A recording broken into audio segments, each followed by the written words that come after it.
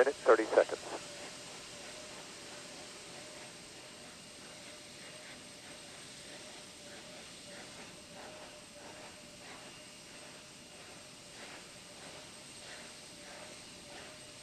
Sound suppression water system now being armed for release. Confirmation we have 3 main engines ready for ignition.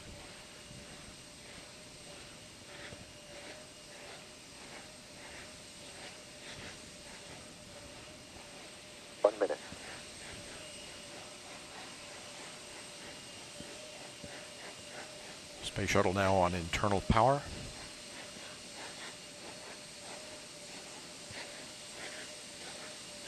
Liquid oxygen and liquid hydrogen fill and drain valves are closed. Solid rocket booster flight data recorders are activated. And the handoff to Atlantis' onboard computers. Atlantis now in control of the countdown. 20.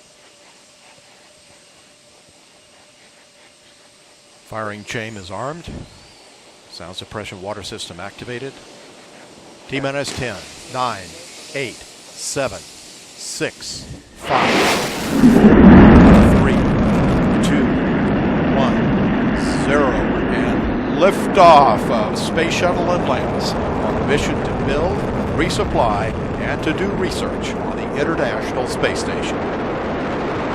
Houston now controlling. Atlantis begins its penultimate journey to shore up the International Space Station.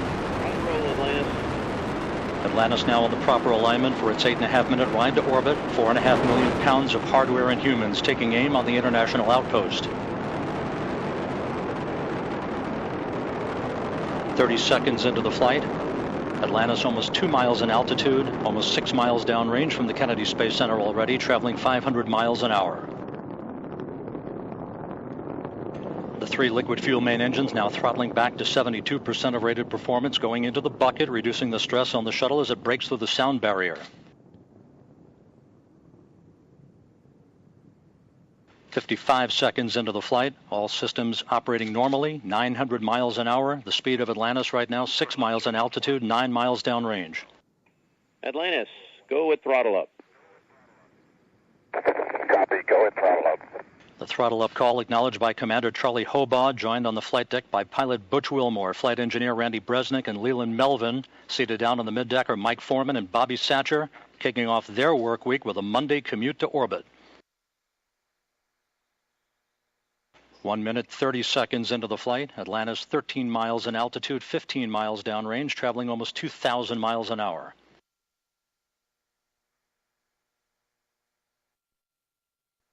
Three good auxiliary power units, 3 good fuel cells, 3 good main engines.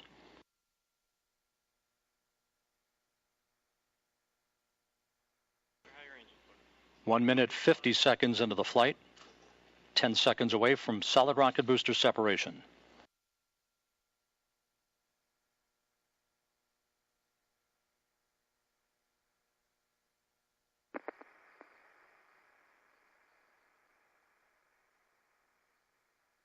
Booster officer confirms staging a good solid rocket booster separation. Guidance now converging. Atlantis steering into the center lane of Highway 129 en route to the International Space Station. 2 minutes, 20 seconds into the flight, 34 miles in altitude, 48 miles downrange. Atlantis traveling 3,200 miles an hour.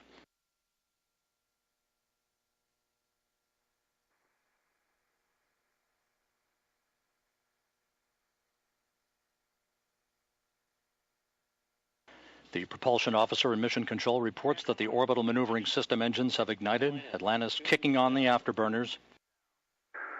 Copy, 2 engine down. Atlantis flying on the singular power of its 3 liquid fuel main engines, draining about a half a ton of fuel per second from the large fuel tank. Coming up on the 3-minute mark into the flight, Atlantis 46 miles in altitude, 81 miles downrange, traveling almost 4,000 miles an hour.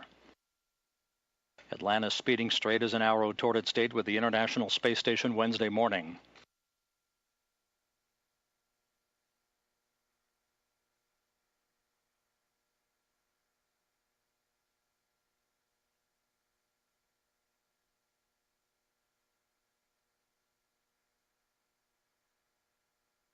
3.5 minutes into the flight, all of Atlantis' systems functioning by the book.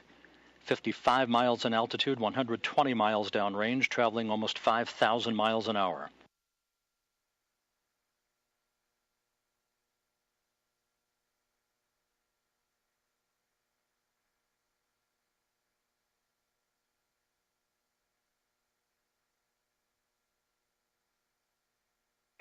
Atlantis, negative return.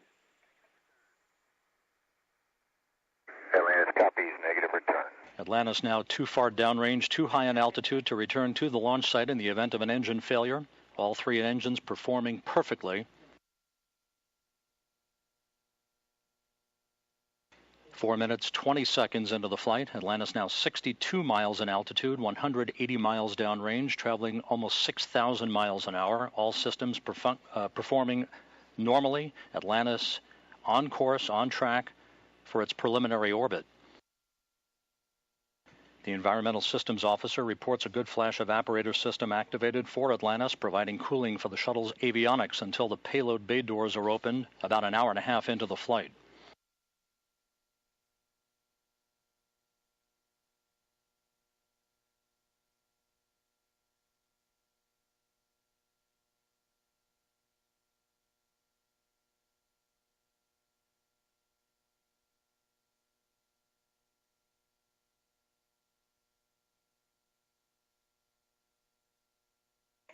Atlantis, press to ATO. Copy, press to ATO. That call up from Capcom Chris Ferguson indicating that Atlantis can now make minimal orbital altitude targets in the event of an engine failure. However, all three engines continue to perform normally, as do the auxiliary power units and the three power-producing fuel cells. 5.5 minutes into the flight, Atlantis now 67 miles in altitude, 312 miles downrange, traveling almost 8,000 miles an hour. Thanks for single engine ops 3.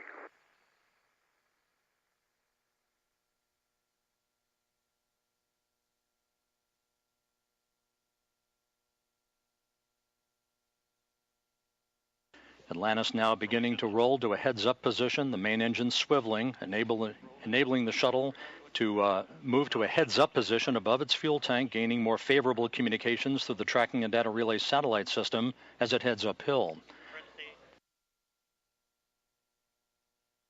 Atlantis, press to MECO, single engine Zaragoza 104. Press to MECO, single engine Zaragoza 104. That call from Capcom Chris Ferguson to Commander Charlie Hobaugh indicating that Atlantis can make normal orbital cutoff targets in the event of an engine failure. Go for the pitch. Okay, nominal shutdown, go for plus X, go for the pitch.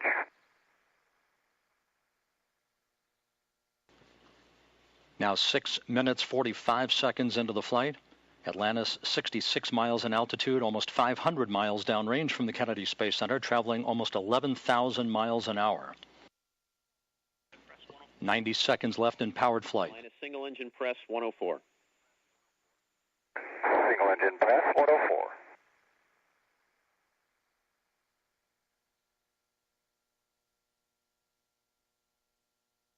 Coming up on the 7.5 minute mark into the flight, the main engines will once again be throttled down to limit the stress on the shuttle and its 6 crew members to that of 3 times the effect of gravity.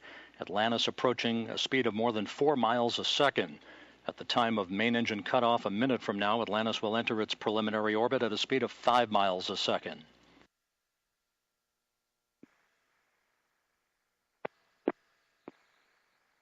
Seven minutes, 40 seconds into the flight. Atlantis providing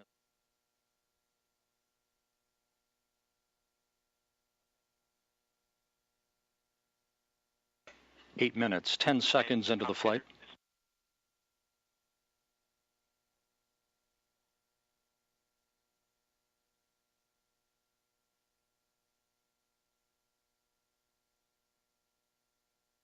Standing by for main engine cutoff.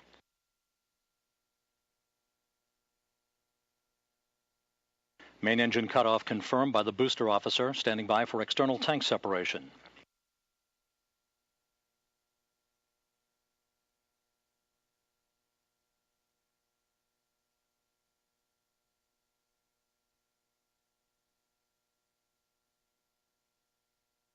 and the bird's eye view from the external tank camera of external tank separation. Atlantis now in its preliminary orbit. Commander Charlie Hobaugh will now maneuver Atlantis so that cameras embedded in the shuttle's umbilical well can perform photography of the discarded external fuel tank. And Mike Foreman and Leland Melvin are about to use digital still and video cameras to capture handheld imagery of the tank for downlink a few hours from now. A flawless climb to orbit for the shuttle Atlantis and its 6 crew members en route now to the International Space Station. MECO OHMS 1 is not required.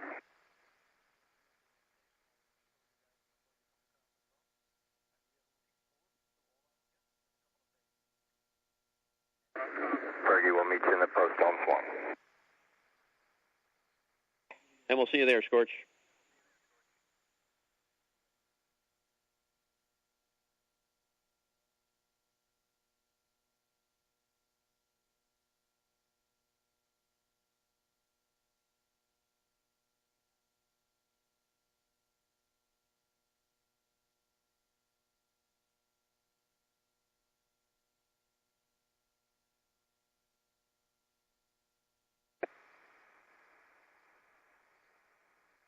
Hey, Fergie, for Tom. Go ahead.